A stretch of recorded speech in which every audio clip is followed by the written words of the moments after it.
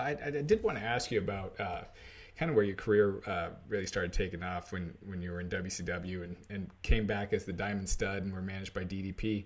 Had you guys been talking a lot before that about creating that gimmick, or was that? Well, actually, no. Actually, no. I had been successful in Japan and in Europe and in Puerto Rico, but nothing in U.S. where it really matters. So I remember looking at it, and I'd been in the business about 5 years at that point, and, working regularly, I mean, five, six tours a year to Japan.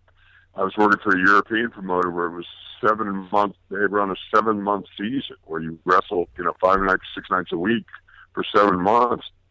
And then, Puerto Rico was running, shows every day. It's not like the indie scene now. This was not indie stuff. These were still when there was territories out there. But I wasn't being successful in the U.S., and I was being realistic about it. Like, okay, well, to make it, I used to stand on the sidewalks in Europe. I remember particularly in Vienna. I was staying at this hotel, and, it didn't have, this was not like a Marriott or something like that. This was like a local Austrian-run hotel that the promoter set me up with. So I'm staying there, and we don't have a TV or anything like that. So I'd walk around in the corner to, like, for the sofa TVs, and, they have all the TV, the electronics store. They got all the TVs facing the sidewalk so people can see them, and they leave them on, around the clock. So I'd wait till the WWE was on. It might be 2 in the morning, but I'd be standing out there watching it. And sometimes my, girlfriend would come out with me, and I would point at guys and go, wow, I know that guy, and, I know that guy. But now this girlfriend has become my wife. And so I'm thinking, well, I guess I look in the mirror, and I think I have what it takes to be a big-time wrestling star, but, I must not. Because guys I've started with have already gone on to be successful in the WWE, and I haven't even got a call. So I was just I had one commitment left to fulfill in Europe, a 7-month tour. So I got married. I went over there. I said, well, when I come back, I'll just get a job working at Sears or something like that, learn how to drive a forklift. I don't care. I want the other riches in life. I want to have a family and stuff. And sure enough, I come to, now she comes back 6 months pregnant. And now it's like, oh my God, I need a job instantly that pays, and the lowest paid guy in the wrestling business does pretty good. And even the referees are doing okay. So I called Dallas, and man, I pitched an idea that I heard him talk about once when we crossed paths at Florida Championship Wrestling. It was the Diamond Stud. And at that time he was managing the Freebirds, and I think that was just it. He was managing the Freebirds, and it was the new version of Freebirds. It was Jimmy Garvin. It wasn't Terry Gordy and Buddy Round. It was just Michael Hayes and Jimmy Garvin. Right. And I remember saying, Dally, you're too tall to manage those guys, man. He goes, no, man, because normally managers are small. And he goes, no, man, we do interviews, I stand with my legs, split apart. Because you're never going to catch Dallas not thinking about something. He thinks about every move he makes. And I said, man, you need somebody to stand next to you, man. You look small. I said, you need the Diamond Stud. Because I was young and really in shape. I was jacked. And he goes, oh, I love it, bro. I love it. So he planted the seed, and he bugged Dusty, who was the booker of WCW at that time, to death.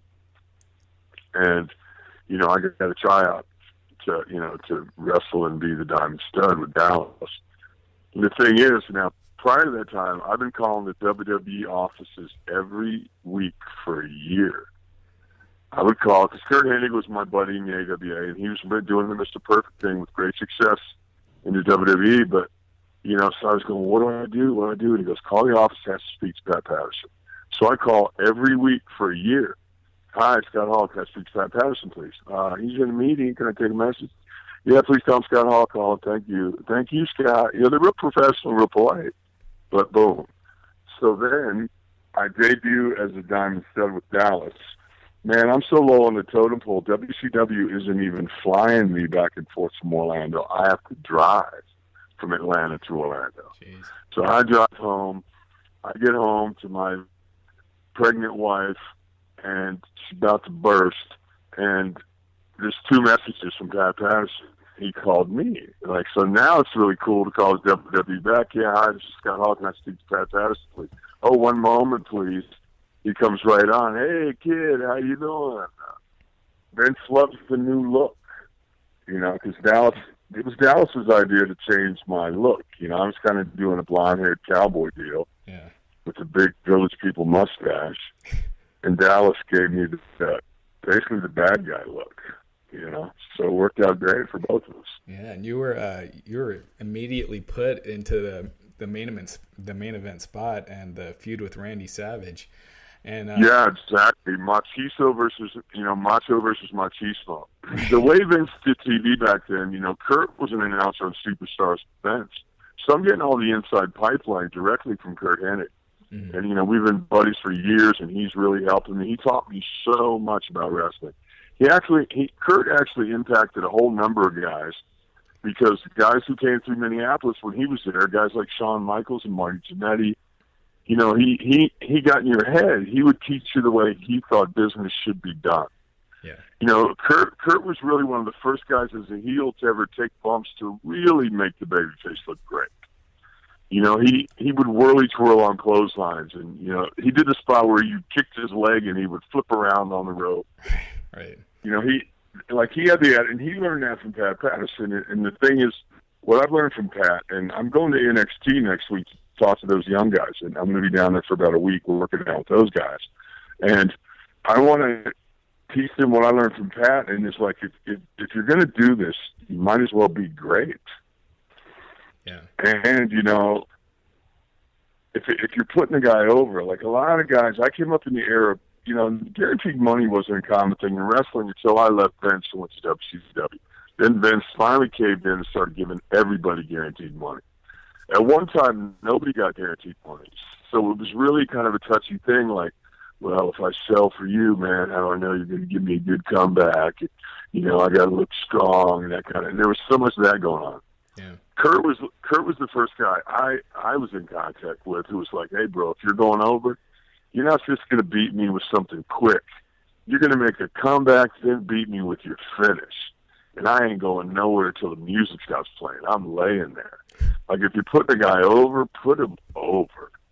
You know, some guys, there was a time when guys would kick out on three, like, no, man, he barely, you know, he didn't get me. No, I'm going to lay there for a 20 count. If you're beating me, bro, you're beating me.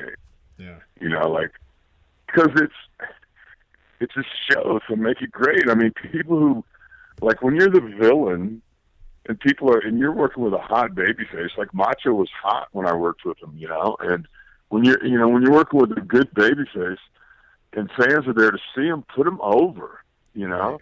Like, the theory is when the fans spend money, like house shows and pay-per-views, you normally leave the audience happy. And where you do shoot your angles and stuff like that on TV. On TV, the heels go over. You know what I mean? Often. I mean, if you're going to do business, you feature the heels and stuff at those times when it's free for your audience.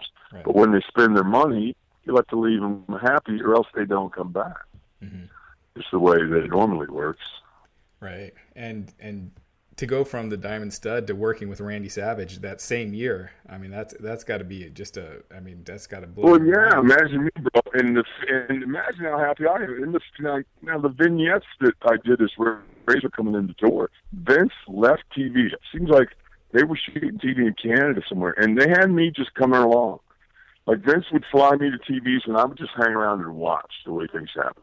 Mm-hmm. That's what they do now at a lot of the shows. They bring the entire NXT roster, and they just hang around in the back just to watch what's going on. Because you do learn that way, just being around. Mm-hmm. And but then Vince left TV. It seems like we were in Ottawa, in Canada. And Vince left TV to personally direct the Razor vignettes in South Beach, in Florida. I mean, it was really cool. I mean, I knew things were going good. Did he do that? But often? I've been around. No, never. It was unheard of. It was kind of unheard of. Yeah. I think at that time, I mean, for him to leave TV, now he may have personally directed guys' vignettes before, but never, like, walking away from TV. I mean, I don't know. I mean, I thought it was a pretty good signal. Yeah. You know, and the fact that he's liking him, he's entertained by him, you know, it's working for him. Mm-hmm. So, yeah, it was good stuff, man. Yeah, and in that feud, yeah, I mean, it was getting hot, and you guys. Oh, okay. Let me finish the story. Sorry. So I'm sorry. You know, Vince, you know, is directing the vignettes. Plus, now I'm going around the loop with Randy, and I'm beating him. Yeah. You know, that's when That's just when Randy didn't do jobs. Yeah. You know, so he wasn't too thrilled about it either. You know. Yeah, he was just But coming off his title run. Well, he had just lost the belt to Flair because I caused him to lose the belt. Yeah. But and the whole storyline with Flair was that in Wembley Stadium, I think Mox was coming off the top to the floor to do something to Flair, and Perfect hit him with the chair in the leg. So when he came back to TV, he was wrestling Flair for the belt. He went to the floor. I kicked him in the leg. Of course, rolled him in. Now, of course, they went about 6 or 7 more minutes at the show. Mm-hmm. But by the time you see the edit, I kick him in the leg and I roll it back in. Vince was furious with Flair and Macho. He actually sent Bobby Heenan out and brought them back during the TV taping because he knew it wasn't live. He brought them to the back and screamed at him, "What are you doing? I told you to work his leg." And then they sent him back out. And he looked at me because I'd done what I was told, and I came back and he went, "No, by the time they see it on TV, you'll have kicked him in the leg and he'll give up in the figure 4. But so that's what we did. So the storyline Vince was going with was Randy's leg is hurt. So I was beating him with a single leg Boston Crab around the loop. He was just submitting. Right. Going into Survivor Series, it was supposed to be me and Flair versus Macho and Warrior. And to finish, what Vince told me was I was going to cripple Randy. I was going to break Randy's leg, and he would move on to broadcasting. Yeah. But at that time, Warrior, who had a history for holding up Vince for money at pay-per-views, did it again, and Vince had enough. He called his bluff, and he turned Perfect from announcer back to active wrestler. So when you have a substitute, then you got to feature the substitute. So I think me and Flair both got Perfect flexed. Yeah. So, things changed. That's why at that time they did it in pencil, and nowadays I guess they have a delete button, but, just things change. Yeah, but Savage, you said he wasn't too happy originally with because you had just come in and he's losing the feud right off the bat, but he was doing it, so no, he was doing it, but he wasn't too happy about it. By the time initially he was tapping out. Yeah. After a couple of nights of that on the road, it went to where he came off the top to the floor like he would do. Like he'd be making his comeback, I'd be on the floor. He would come off the top, and he was selling the leg the whole time. He would sell the leg, and then I would beat him in on a count out. I was beating him by count out. And I asked him, I think we were even traveling together a few times. And I said, I guess you called the office about the finish. He went, "Yes, I did." So I said, "Cool, I just want to know." Because and obviously that finish was coming from the top. So okay, yeah, that's I mean, and that's cool to hear. Macho Man is one of my all-time favorites, and your guys' feud bro, imagine me working against Mach. I'm marked out as crazy. Yeah, like holy shit, and going over it, and yeah, like dreams are coming true, man. Dreams are coming true. Yeah, I'm loving life. Yeah. I'm loving life. And the business. And going from the guy who was about to just give up on wrestling, and go, well, I guess I don't have it. That's what I always liked about working for Vince is everybody gets their swings at the bat. Yeah. Vince points the camera at everybody, and so, but in WCW, your future is determined. Like by the time you sign your contract. Mm-hmm. I mean, Diamond Stud was the lowest paid guy in the company. I made $75,000 a year. So you're never going to beat a guy who makes $250,000. Right. That's just never going to happen because the guys in the office say, well, we have $250,000 invested in him, so we need to feature him. Like they don't go by crowd reaction or work rate or move set or any of that. They don't go by any of that. Yeah. So I always thought, man, I just want to work for Vince because he points the camera at everybody, and I just got to know. Like maybe I hit a single, maybe I strike out, but maybe, just maybe, I hit it out of the park. Right. And I want to know. I mean, and Vince merchandised everybody. I remember when I talked to Kurt about coming in, I said, now you got to remember backtracking. I did my first match as Diamond Stud. I come home to Orlando, I got a message. Now I call Pat. He's like, hey, kid, love the gimmick, Well, I got to ask you, did you sign a contract with them sons of bitches? And I said, oh, yeah, Pat, I just drove back from doing it. And I said, man, I don't want to work for them. I wouldn't have called your office every week for a year if I did. Yeah. And he went, calm down, kid, calm down. Right. You'll be able to tell them in a year that New York wants you. Yeah. Now, so that's kind of the way it is. Now, the business changed a lot during that time. You had the steroid trial, and they started doing a lot of really gimmicky stuff. I was interviewed by the lawyers to be a witness for Vince because I was more successful off the roids. Yeah, it was a hard time. Yeah. I mean, the steroid scandal was going on. At the same time, I guess as a PR mover to whatever, Vince created IcoPro. Right. Remember all that? Yeah. That was around the WWF time, right? Then they had the WWF. Now, who's funding all that shit? No. The wrestling revenue. Right. And paying for Vince's high-dollar legal team. Yeah. And the business is down because that steroid scandal shit hurt. Yeah. So business is down when I'm finally getting a break. And I'm fucked. We're working our asses off, but I'm happy to say at the end of that Razor run, my last match for Vince was in Madison Square Garden, and it was sold out. I was semi-main, Kev was main, and it was the most revenue they'd taken in till that time. That was a non-revenue deal, like biggest house show ever at that time. Right. And we're leaving, and Vince isn't selling it. He's not he won't cave. It was crazy. Yeah. And when that happened, how soon before that had the talk started about going to WCW? Was it when the suspension happened, or was it even before that? No, I didn't get suspended until I gave my notice. Okay. I got suspended on a drug test that was 6 weeks old. Yeah, right. Normally you got the results within a couple of days. All of a sudden I give my notice, they go retro. They go, oh yeah, by the way. Yeah. I mean, I'm at a show where I'm going to have to work twice. I remember I was somewhere in Jersey, some spot show. I'm going to have to work twice because Sean and Kev aren't there. Their flight is delayed. They're not going to be there. So I'm going to work twice like I often did as Razor. I'd go out early in the card, then come back in the main event. And the fans are getting screwed, but at least they leave there kind of go, well, it's still okay. I don't know. I'm doing what's asked of me. Then the agent comes in and tells me to call the doctor. You have to call the doctor for your results of your drug test. I go call the doctor. His wife says he's not home. He'll be home later.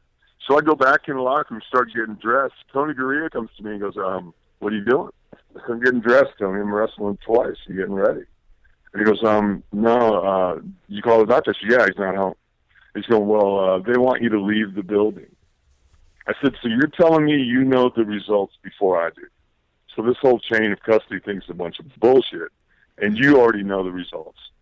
So I said, I haven't heard anything yet. He might be telling me I have fucking cancer.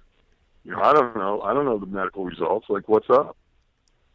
So I remember sitting next to Taker, and he was like, fuck, why don't they just push him out the door?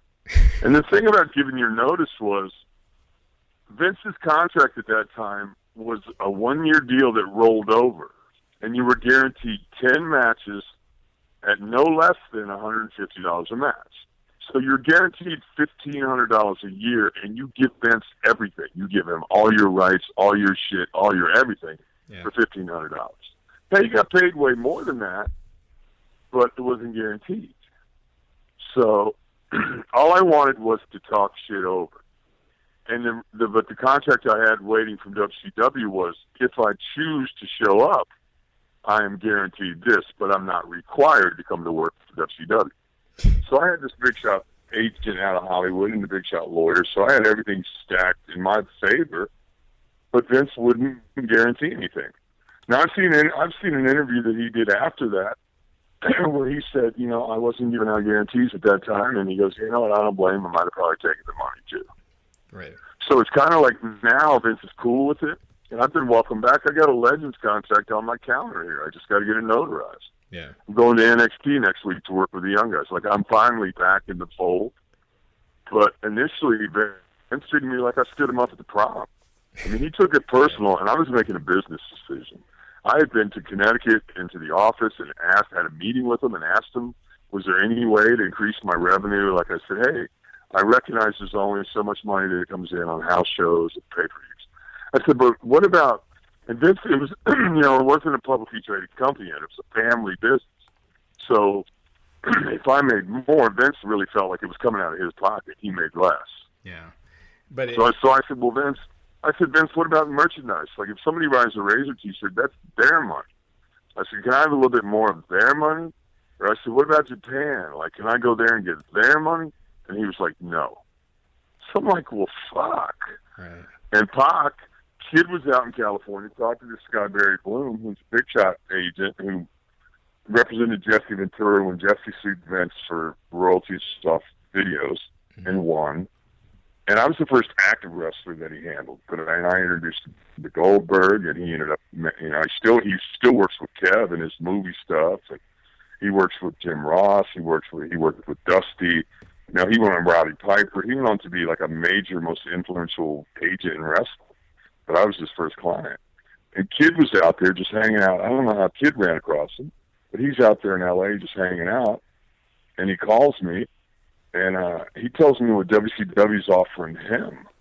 And I said, what they're prepared to offer him if he's available. And I said, oh, my God, find out how bad they want me. Because at this time, Vince has you so busy working and making appearances and being at Walmart grand openings, signing, by the way, for free. Right. Often, I made appearances and got zero. And Vince got all the money. I was talking to some of the guys the other day at the pay-per-view in Houston, and Jack Swagger had just come from some signing, and I said, did you get paid? He goes, oh, yeah. And I said, back in the day, bro, it all went to the office. Jeez. It's just how it was. Yeah. How it was, you know what I mean? Yeah. And don't get me wrong.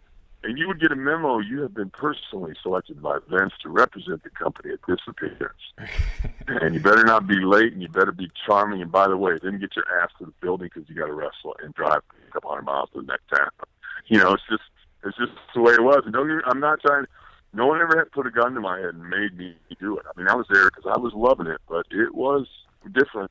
It was work. Yeah, and when you did go, I remember I asked you this at DDP's birthday thing a couple years ago, before WrestleMania 30. But yeah, how different would wrestling be if you and Kevin didn't go? Because the NWO wouldn't happen. Austin winning the King of the Ring and doing the Austin 316. No, none of that would have happened. Yeah, none of that would have happened. I think that obviously it was great for wrestling, but I often wonder, like, what if I had just worked somehow at Vince and I'd stayed and been Razor like my whole career? Right. I think the pay scale would be lower.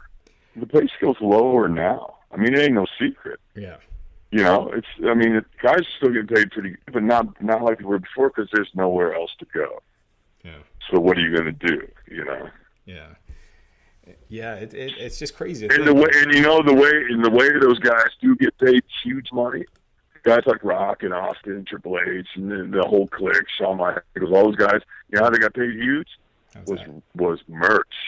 Vince started giving up the merch to them. Yeah. Because, it's other people's money. And it was all things that I discussed with him, and he said no. Yeah. Like, what the fuck? Yeah. I don't know, but it cost him a lot in a sense by letting you and Kevin go. I'm only doing this because you're interviewing me.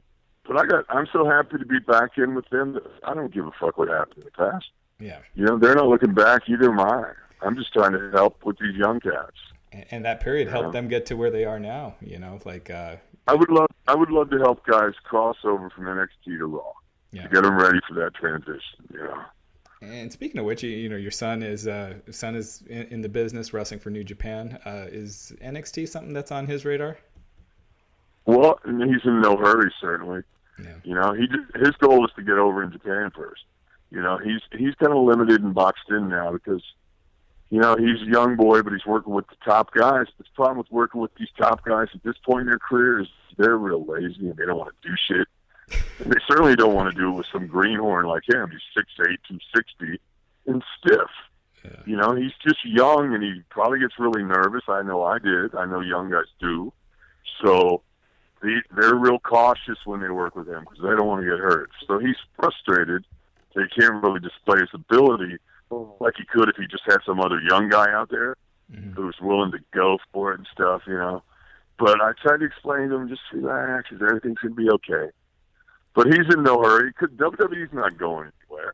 Right. You know, they're going to be there forever looking for talent, forever. Yeah. And he's 24, you know, so he's got a long career ahead of him, you know. Yeah, and I encourage single. He's single. I said, hey, you live in Tokyo, bro. It could be worse, you know. Like, I said, you know, then you'll get some gigs in Europe. I said, you know, I encourage him to see the world, you know, while he's single and has no attachment. Right. You know, I said, the better you get, the better you're going to be.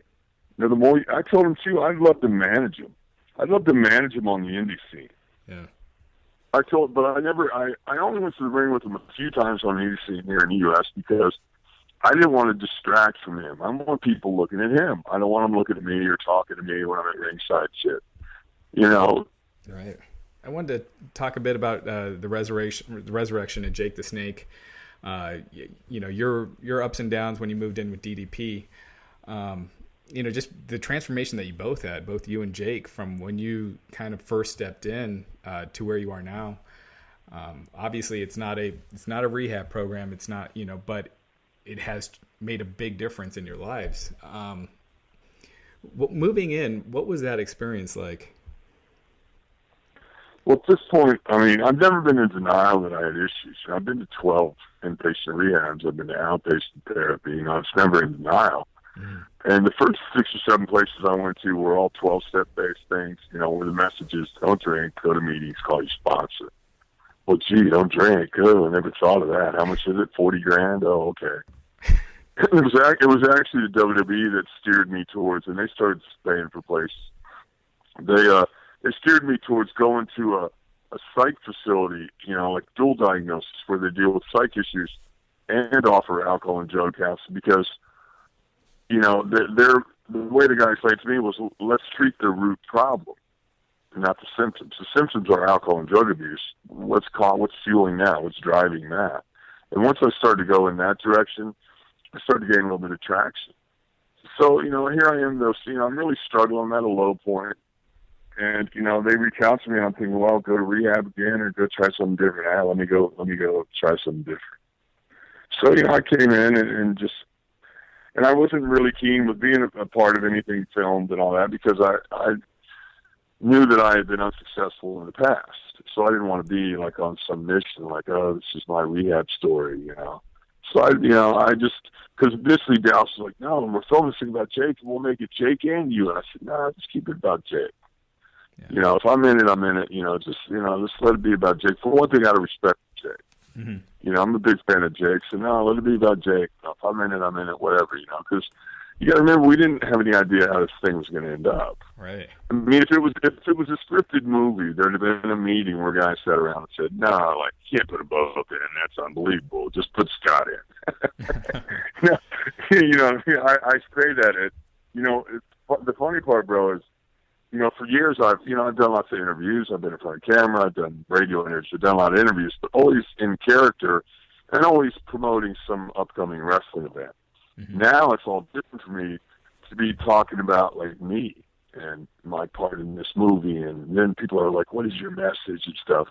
So I'm having to come up with some little catchphrases on the fly to do, you know, to do this stuff because I'm not used to talking about me and my real life stuff. Right. So that, you know, it's a learning thing. We're heading out tomorrow to Chicago to you know, we're going to do PR all day, I think Friday, and we got to show the movie Friday night and Saturday night and stuff like that, and come back to Atlanta, then like boom, then I head to, you know, NXT next week, and staying really busy and loving it. You know, it's kind of fun now to travel when I want to, not just when somebody hands me a big stack of tickets and off I go, you know. Right. And you're talking about it not being scripted, and but you couldn't have scripted it any better with you and Jake being inducted in the Hall of Fame, you know, the same year, and the movie ending with that, and you guys in the ring. I mean, I don't see how you could have scripted that any better. It was pretty amazing. Well, that's what I mean, that's what's so crazy, because to me, you know, it's not a real slick Hollywood production or anything like that. It's a documentary. It's basically like a home movie. Mm-hmm. You know, I mean, you know, like you never know. Like they filmed Jake going into Cauliflower Alley. You know, that could have been it. Mm-hmm. That might have been as high as you know. That might have been the end of the feel good thing. But then to have the WWE reach out, like holy shit, you know. Yeah. I mean, then it gets pretty cool then, you know? Right. Yeah, it's pretty amazing. And when did you first see the documentary? I've only seen parts of it all the way along. You know, I've only seen parts of it because I'm not real proud of that guy at the beginning of it. You know, I usually come in about 3/4 through when it's like all the happy stuff is happening. Good. Well, thank you. I appreciate it, and it looks like you're doing great, and best of luck to you. Well, thanks a lot, man. Thanks for your time. All right, Bye-bye. Bye.